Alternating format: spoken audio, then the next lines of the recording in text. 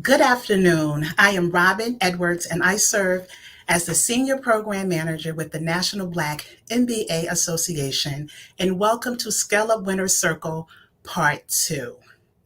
National Black MBA Association launched the Scale Up Pinch Challenge in 2017, which works to satisfy the mission of the association, which is to help create and support wealth building opportunities for our members. Previous winners have experienced great success with investors due to exposure and funding provided through this challenge. This challenge is a pitch competition made to make big ideas bigger by encouraging our members to create startups that are scalable. Scale Up is more than just $50,000 first place winnings, though that is a great incentive, but it is also about creating, learning, collaborating with like-minded individuals. With this program, you will be exposed to new relationships, coaching, mentoring, and professional training that will help your business grow and you grow as an individual.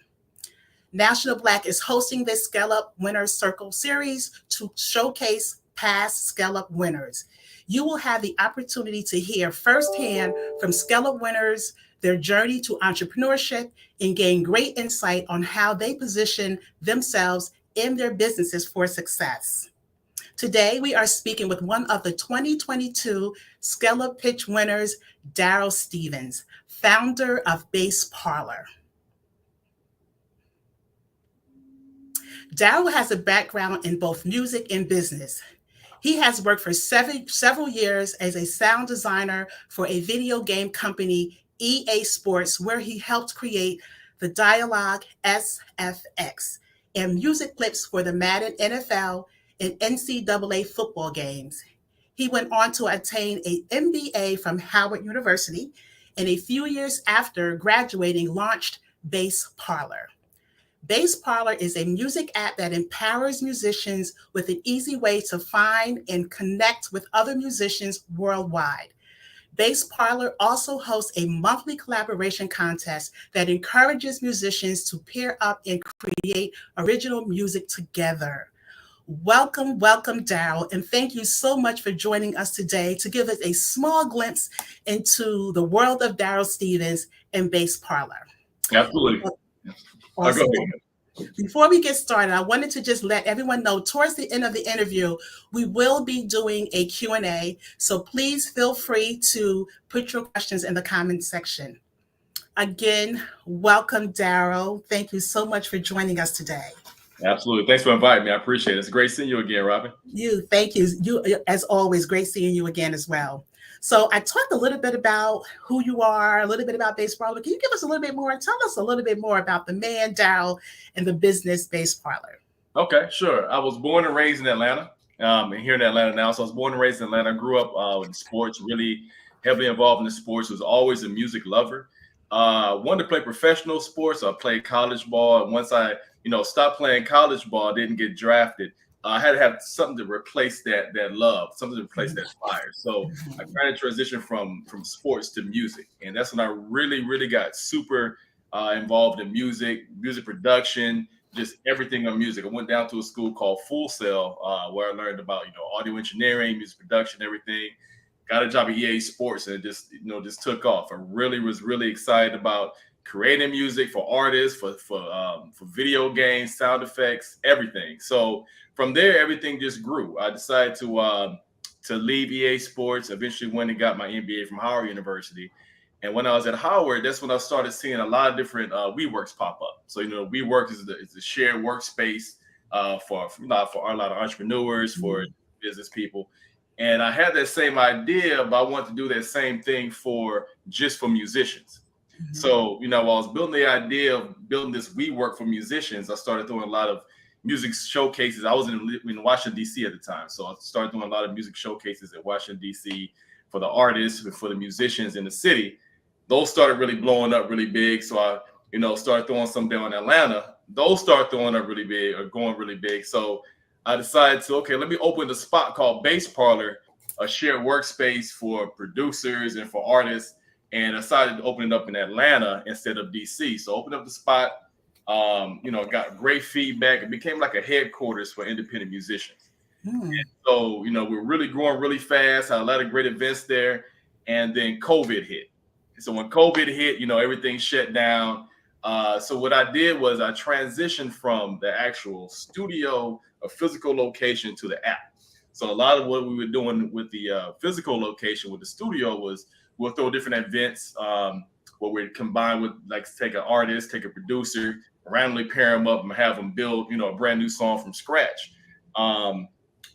They really love the idea that, we got a lot of sponsorships and this a lot of attention from those different showcases. So I was like, okay, let me do that same thing, but have an app that does that, where no matter where you are in the world, you can find somebody to collaborate with. So that's kind of the origin story of Bass Parlour as an app.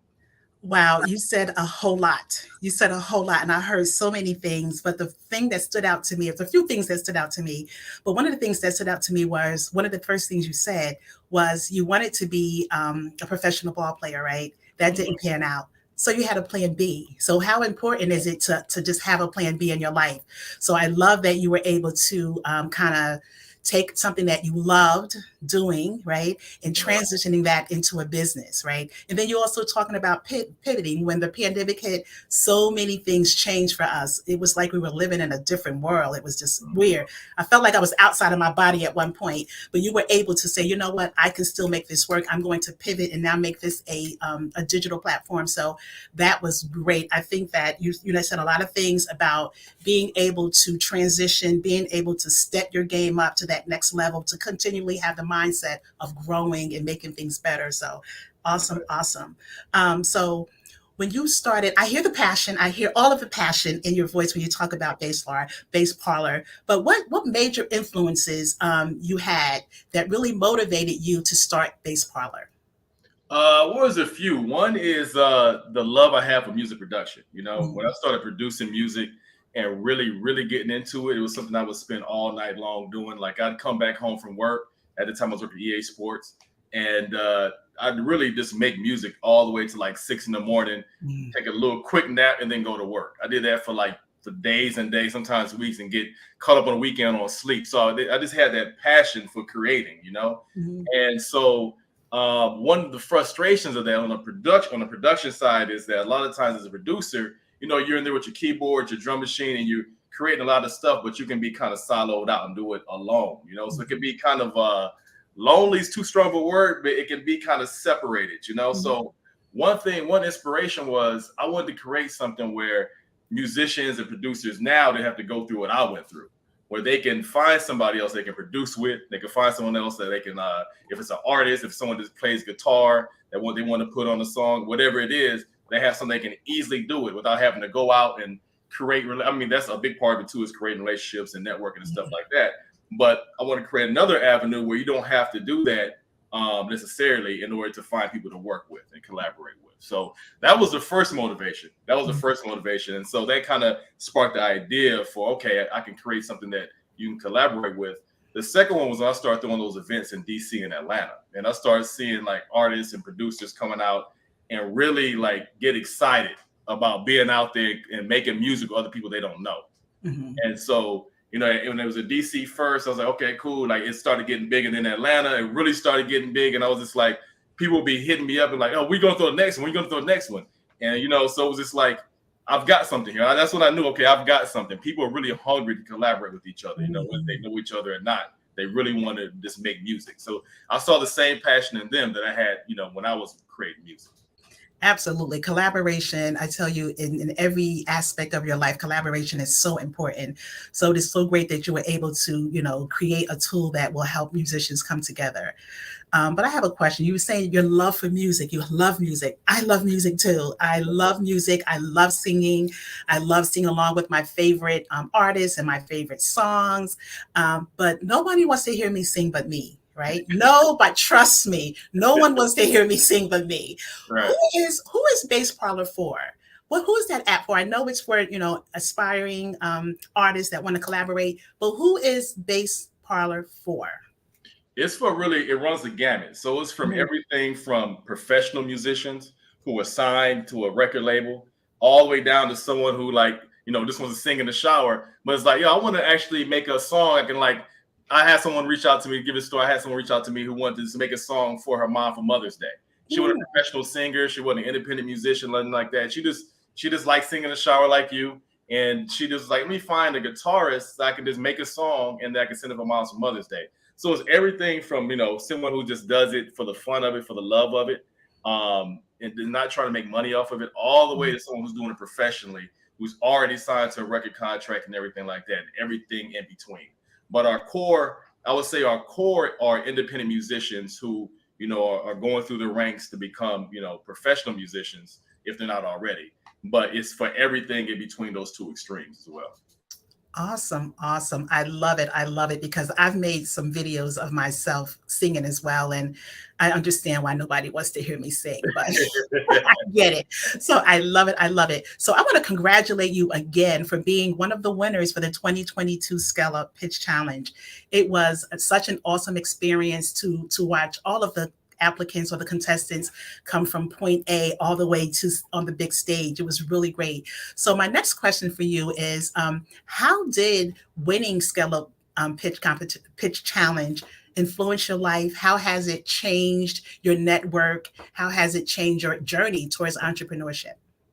Well, big thing is like a shot of adrenaline. It's like a pump of like confidence, and so like the journey as an entrepreneur is long, and it can be very hard. You have a lot of twists and turns. And one thing that I learned is that you have to really celebrate victories, no matter how small they are or how big they are. You have to celebrate. And so when I won when I was chosen to be one of the three for the Scala Challenge, it was really like an honor, and I was really, it was just like, internally, something you can't even quantify. Is just like the fact that I was like, okay, people are actually seeing the vision where I want to go with Bass Parlour and where I'm going with it. And it was just really encouraging. It's like I said, it's a shot of adrenaline. You want to get out there and okay, let me just keep on working on this thing, keep on working. That's one. On a more like quantifiable level, it's being able to expand my network. So I was able to, I already knew Mark, who was also one of the people. He's a great entrepreneur, a great person. I was able to meet Cynthia and Dr. Kank, so she's also a great person. And so starting there, it's expanding out and meeting more entrepreneurs. We have a small network of entrepreneurs now that we keep in contact with each other, send each other different grant opportunities and just different ideas. It's bouncing ideas off each other. So it's just it's been good to create and start this little network and this little group, almost like what would you call it, a support group, entrepreneur support group of people that are going through the same struggle you are. You can bounce idea off of, and they can give you real feedback. So it did a great job for that, and also did a great job for me meeting people and joining networks outside of entrepreneurs, like people who have these different grant opportunities that they either know about or in the middle of throwing. Some people in media, some people in like what do you call that? Reporters. It's the wrong word for it, but people who in public relations is what I'm trying to say. So it's just been a real blessing on multiple fronts, like internally and my network of entrepreneurs, and also the greater network of people surrounding entrepreneurship and business ownership. That is awesome, because one of the things, like I've been doing the Scale Up Pitch Challenge for a few years now, and one of the things I hear over and over again is not so much about the money. I mean, the money is great, don't get me wrong. I mean, who would not want to win money, right? But the thing that I'm hearing most from the entrepreneurs that participated in this program is really about their network, right?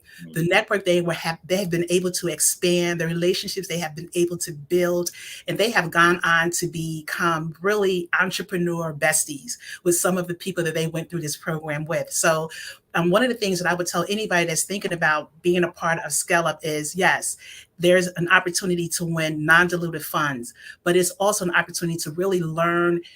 You get coaching and mentoring. It's just really a great experience overall. I can't think of anything that anyone has ever said that they really did not really come away from this program just better than they started. So thank you so much, Darryl, for being a part of the program. That's and right. I know one thing real quick. I don't want to minimize the money either. The money really helped a lot.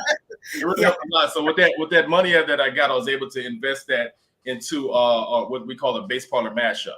So I was able to pay for another season of Bass Parlour mashup, which is a YouTube show where I take two musicians, never met each other before, never even worked with each other before, and I tape them, I record them to process them and creating a brand new song from scratch. So we had we're in a set. We've just finished our second season. The first season we had 8 episodes. Now we have 7 episodes for season 2, and it's been a really great show. And you haven't already, check it out on YouTube, our YouTube show. But it's just a really good YouTube series. And so that money, I say that to say that money that I got from that from the series, from the circle, really helped me out when it go toward that new season. So I wouldn't be able to do without those funds. Awesome, I definitely awesome. didn't want to minimize the Yeah. award too. They helped out a lot. Expansion is great, and we need money. We need money to grow. So that's awesome. So you talked a lot about your experience and the things that you learned. What is one piece of advice that you would pass along to someone that's thinking about applying to Scale Up? Applying to Scale, they already started a business. Mm-hmm. Okay. Mm-hmm. I would say one thing is some of the obvious stuff is make sure you go through your pitch and make sure you're prepared. I would say preparing your pitch for Scale Up, tell a story. I think that it helps for if someone can listen to it, they can visualize what the problem is, the person going through that problem. You have to give this aggregate data and like a lot of statistics on the mass scale, but also boil it down to an individual person going through this problem so they can visualize, okay, I can see this person going through this problem. They can really see in their mind. Because I think as people, like, we always naturally gravitate to stories. So when I try to create, any kind of pitch, I try to boil it down to a story, and the statistics and the graphs are part of that story, but overall it's a big part of the story. I would say that's a big thing in presenting, Great. Awesome. And I just want to remind the people that are watching to put your questions in the comment. I do have some in the comment now. We'll get to them. Don't worry. We will get to your questions. But if you have any, please be sure to put them in the comments. I know that Darryl is ready to answer all of your questions about whatever, right? So if there's one thing that you could tell yourself, I know entrepreneur is hard. I am not an entrepreneur myself, but I do have people in my family that are entrepreneurs. And I tell you, one person in particular, every other, not so much now, but when she first started, every other week, she's like, I'm updating my resume. I can't do this. This is too hard, right? Right. So what is one piece of advice that you would give your younger self when you first started out as being an entrepreneur that you wish you would have given yourself, that you would give yourself now? Mm-hmm. Yeah, if it was my younger self, I would say, so like even starting a business, especially going into getting an MBA, you learn like to write a business plan. Everything's very formal and all that kind of stuff. Once you write your business plan, you can throw that out basically, because once you get out to market, you're gonna have to change and adjust based on what you see in the public and what your customers and what your potential customers, the feedback they give you and what they gravitate to. So I would say to myself and to anybody starting out, it's great to have a plan and complete that plan. But also know you're going to adjust that plan, based on what you see when you go out there. So don't spend weeks and months trying to create a business plan. Take the core things. What's your marketing plan? What's your startup cost? What are going to be your monthly cost? And then go from there. And then take note of how people responding to your product or to your service. And then also talk to your customers. Get as much feedback as you can. So like for me, going and doing those events helped me get a lot of feedback on the front end. Okay, this is what they gravitate to. This is what they like. This is what they don't like. And then so it's just the biggest thing I would say to myself and to anybody starting out is don't spend too much time, trying to make a 30-page beautiful business plan, unless you have to submit it for like funding or something like that. But if you're just doing it for yourself, get the core things, get out there, get your stuff on the market, and then make adjustments. And on top of that, I would say celebrate the small victories, because it's like that's one thing that I didn't do starting out was it's like, if I won something or if I got a sale or whatever like that, I was just like, all right, cool. I'm still not to where I want to be. And, that's if you're only going to celebrate when you get to where you want to be, you might not ever celebrate. You have to keep celebrating on small steps along the way. And that's one thing I had to get better at too, because I could be a little bit of a perfectionist. So I had to start celebrating small victories to keep myself motivated. So that kind of goes back to like when I was selected for this. That was also another little. Well, that was a big victory. That was a small victory, but I Mhm, had to celebrate it, and it keeps giving you that motivation to keep going. mhm, mhm. Gosh, one of the things I heard was to be flexible, right? It And, be ready to pivot, be agile, right. in your quest for entrepreneurship. Things you may start off with one plan and you may have to pivot and be ready to know when you need to pivot, right? Know when you need to kind of change up. Spending too much time on something could be a waste of time, could be a waste of money. And celebrating the wins, what a confidence builder that is, right? Celebrating the small wins that really helps, build your confidence, right? Because confidence is key for a lot of things in our life.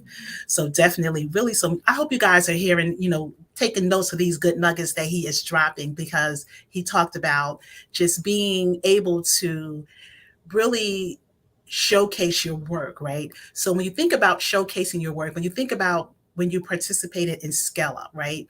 I'm sure that there were things that were really easy to you as far as pitching your business. We know you know your business. You should know your business better than anyone, right? So what were some of the obstacles, some of the things that you thought was a little challenging about, pitching at Scale Up on such a big stage in front of judges, knowing what was at stake? Did you find any challenges? Oh yeah, oh yeah. The biggest challenge is those judges and the questions. So I had gone through in preparation. I had gone through a lot of a lot of questions. I had my friends and family that's peppering me with questions, so I was prepared for it. But they're not entrepreneurs.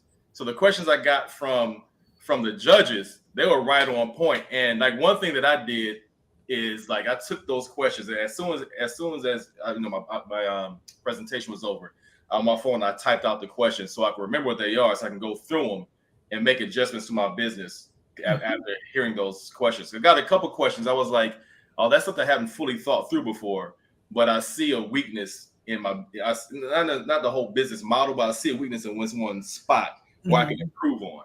And so and you can't, in front of what it was probably like a couple thousand people in the audience, and you hear a question, and you're like, oh man, I'm not going to answer this one, and it's under amount of time, so the pressure's on. Yeah. That part was fun. I love that part of it, Mhm. but it also was it gave me a lot of insight into some different weaknesses I can improve on. Wow. I'm so glad you brought that up because I was nervous. I'm not on the stage, I'm not presenting. And I was nervous for you guys when the judges were asking those questions. But I would say that you knocked it out of the ballpark. I said, wow, so you really have to. One of the things I'm hearing is that you really have to prepare and know your business, from the front to back to be able to, because you never know what the judges are going to ask. Right. So I do have a question from someone in the audience, and their question is from Robert.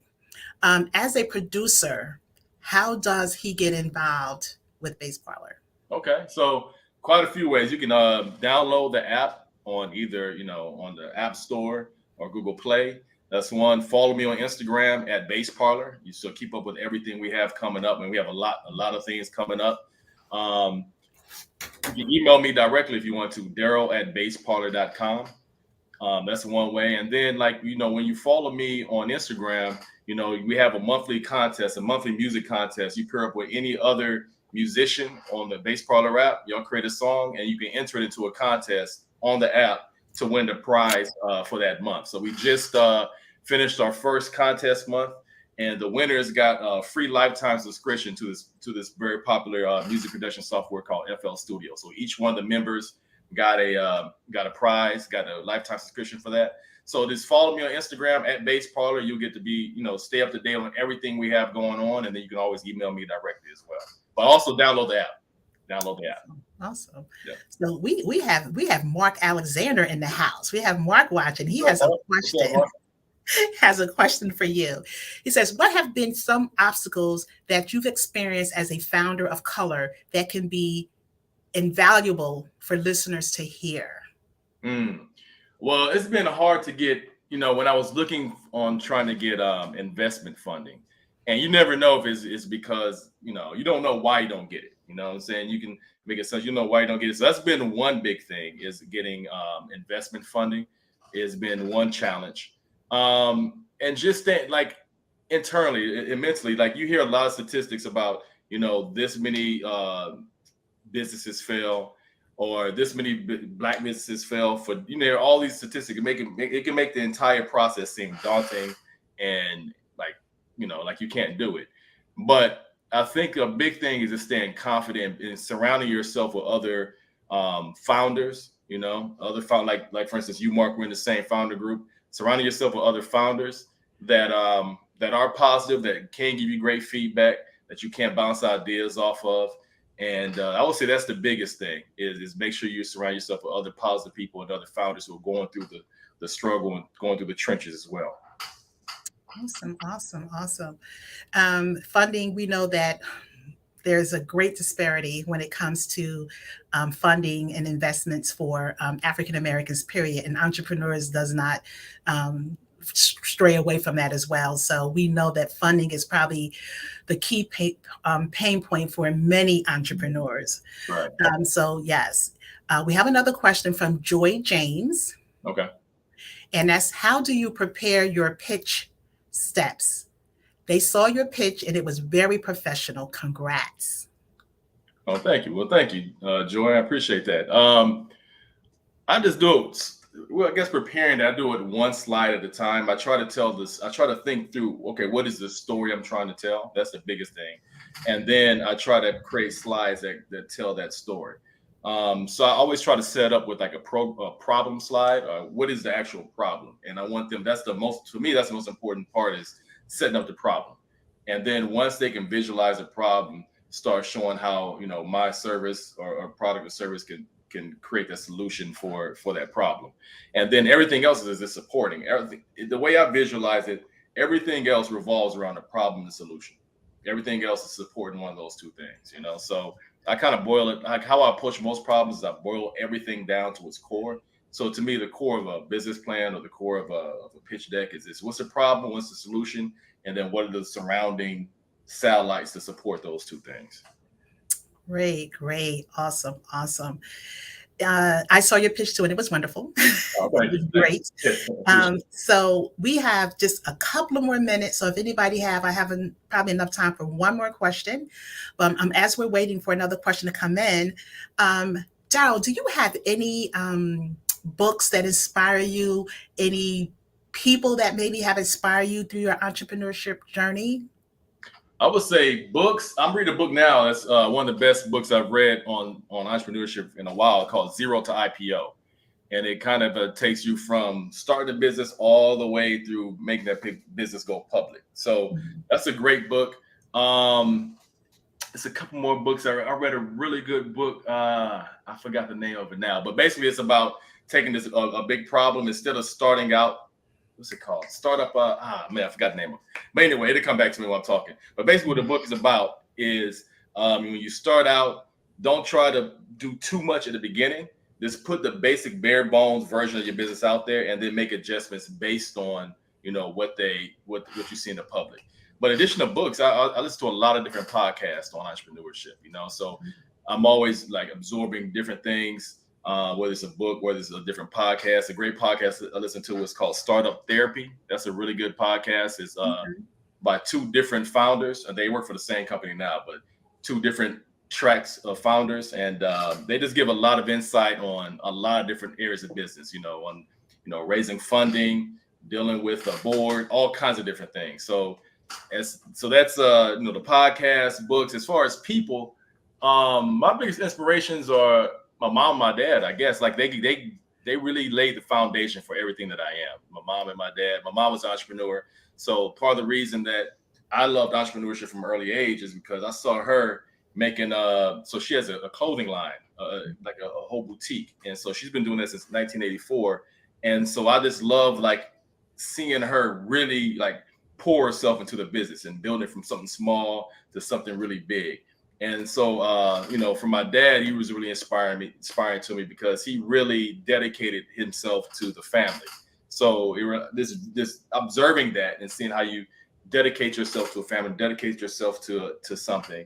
And then also he was really like, got to have structure. He gave me and my brother that structure in life. Like it's great to have dreams and all that kind of stuff. How are you going to get there? Like, what's your path for getting there? So between my mom and my dad, absorbing both of those different energies and different things they brought to the table. Those are my two biggest inspirations. Also, my brother, is a really big inspiration. We're extremely close. He's in a whole other field. He's in the medical field, but just seeing how he dedicates himself to medicine, and just he's just a very positive, energetic person. So those are my three biggest inspirations. Kind of corny, but that is true. Oh, not corny at all. Not corny at all. Not corny at all. We all need to get inspiration where we can, right? And who says where you should get your inspiration, where your inspiration comes from? Darryl, thank you so much. We have come to the end of our interview. Thank you so much for taking time out of your day to spend with us, to tell us a little bit about your journey and to really talk about Scale Up and how it's impacted your life. You have dropped some gems and some and gave quite a bit of insight on what it takes to be an entrepreneur. So thank you so much. Thank you all for joining. We do have a survey. If you click on the QR code, please click on the code. We would love to hear feedback of what you think about our Winner Circle series. Part 3 will be coming to you on March 31st with Mark Alexander of Light Tuition. We will also be having a Entrepreneur Insight webinar that will be all about pitching, how to pitch, how to fill out your application, how to make your application stand out. So please be on the lookout for information. It will be on June 7th, and we will be sending out that link. So again, thank you all for participating, for viewing. Thank you for your questions. And I bid you all a great afternoon and a wonderful weekend. Thank you.